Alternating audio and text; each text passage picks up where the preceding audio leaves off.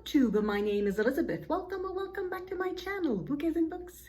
This is the Booktube Dog Tag, created originally a couple of years ago by Danika Leigh Ellis, and it is for booktubers who own dogs. And guess what? Guess what? I have a dog. Mwah. So this is my brand new little dog. Here. I've had him for less than a week. He's cute. He's the cutest thing. You're the cutest thing. Question number one. So I'm not exactly sure about the ergonomy of this. At some point I have to show you books. So I guess little dog here will go back on the floor. So admire him while he's up here. So question number one is, tell us about your dog. This is an not quite 1-year-old Chihuahua. He's 11 months old. I adopted him last week. So as of filming this, just 7 days ago. So on Tuesday, July 15, from the Humane Society. And what I know of him is that his first family adopted him, bought him from a breeder, and they realized that raising a puppy was a lot of work, so they gave him up to the Humane Society, where I got to choose him. At first he wasn't quite sure. He was a bit fearful of me, of everything, and now I think after a week we're getting along just fine. I think we're going to get along just fine. So he's a Chihuahua, long coat Chihuahua. And yeah, he's very active, aren't you? According to websites, Chihuahuas need, 15-30 minutes of exercise per day? We walk at least 4 times for 30 minutes, at least. Today we went on 5 walks, though not all of them 30 minutes. But yeah, he's very, very active, though he likes to be cuddled a little bit. He's still young, so he needs exercise. Well, I did tell you his name, so I think I'm going to jump to already, what's the question? It's question number 3. It says, use the first letters in book titles to spell the name of your dog. So that is where I would need a hand for books.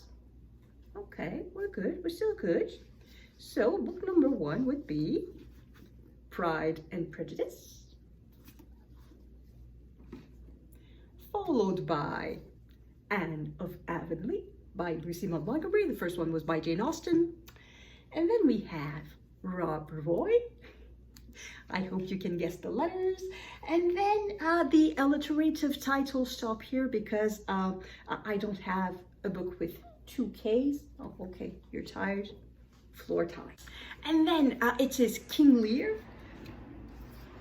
Emma by Jane Austen, and then another Shakespeare, Richard III.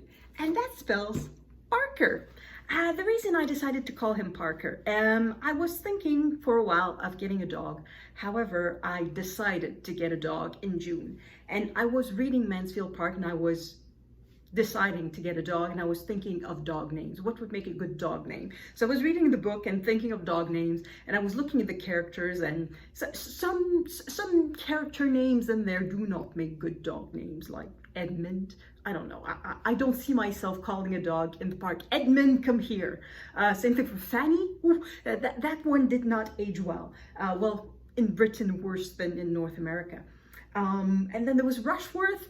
I thought that would be a good name, but for like a big floppy-eared, a bit stupid dog, I think that would have been a good name, but not for a smart dog. And then there was Crawford. Wouldn't have been bad, but it felt a bit snobbish. So I landed on Parker because Mansfield Parker. So that's what I thought. Oh, Parker, that would make a great name for a dog. And at the time, I didn't know what my dog would be. I knew it would be a small dog because, well, the regulations of where I live don't allow for big dogs. But also, I don't think I would have been a good owner for a big dog. So a teeny tiny dog like that, a little Chihuahua, it's excellent for me. So that's my little Parker. So I'll go back to the questions in order. Question number 2 is, what would be your dog's favorite book? Well, I suppose it would be Scratch and Sniff. But if we pretend that my dog is a human who likes to read, what would he like to read?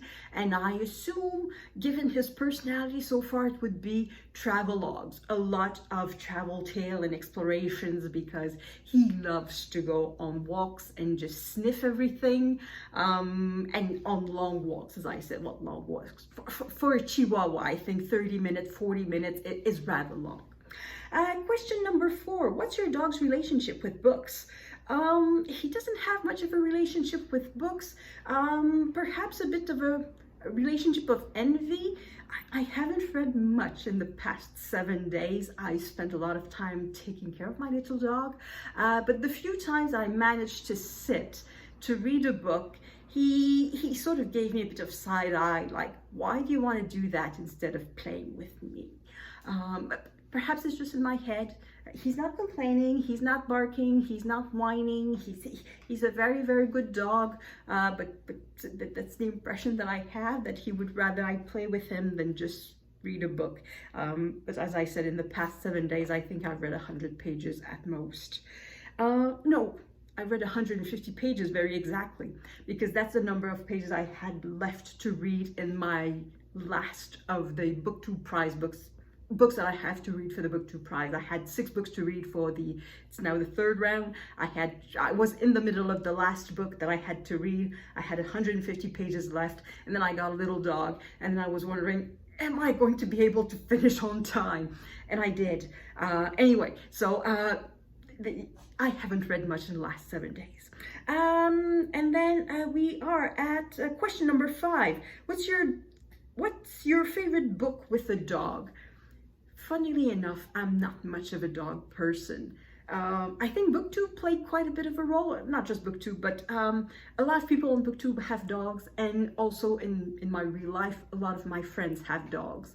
And it sort of grew on me, but naturally I'm not a dog person. I think I would be more of a cat person, weirdly, but I'm allergic to cats. I thought I was allergic to dogs too, but I decided, anyway, I'll get used to it. And it turns out that I'm not. I'm just fine with my little Parker here. So I had to think a bit, and I looked at my books. What books do I have with a dog in it? And I couldn't think of many, but then I remembered, aha, it's a book that I've mentioned a couple of times. It's from the 19th century in France. This is Nobody's Boy by Hector Malot. So it's the story of an orphan, Rémi, who is taken by a street performer, and they go around France just performing in markets and anywhere there's a fair or things like that. And part of the act is that they have animals, including 3 dogs. At least at the beginning of the book. At the end of the book, there's not 3 dogs anymore. It's super sad. But at the beginning of the book, there are 3 dogs. So it's a very good book with dogs, and I think it's been a long time since I've read it, but I think the dogs have personalities. They're not just, I don't know, an extension of the owner. They have personalities. Next question is question number 6. Find a book on your shelves with the dog on the cover.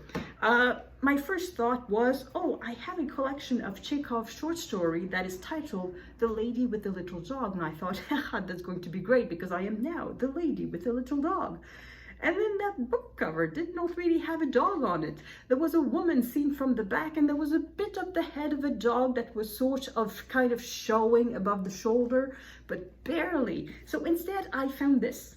The Road to Little Dribbling by Bryson, which is his sort of second travelogue from England. So he traveled from the south all the way north, which is, I think, Little Dribbling, the northernmost part, I think, in England. So yeah, something like that. Like from there to there, not quite in a straight line and not in one go, but here you have a bulldog.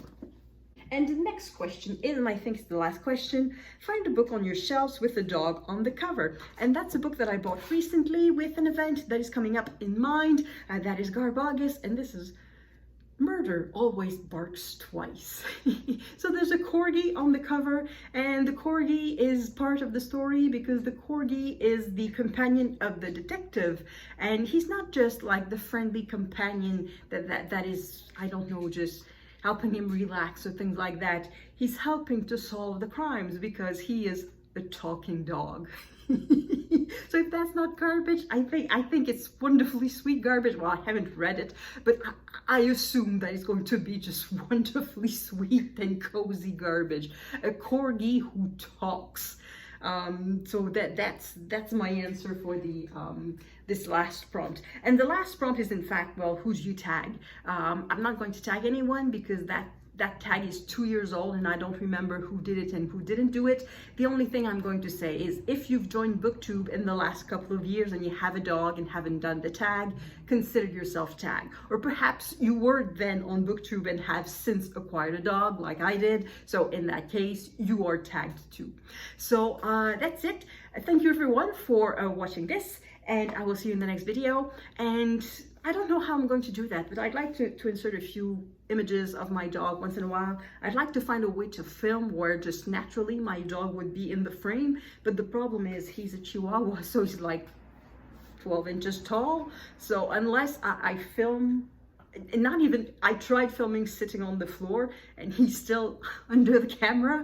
So I don't know how that's going to work. I think I'm just going to do the cheesy thing and add little videos of my dog at the end of my book videos or pictures at the end of my videos, and that's going to be that. So that's it. So see you in the next video. À la prochaine.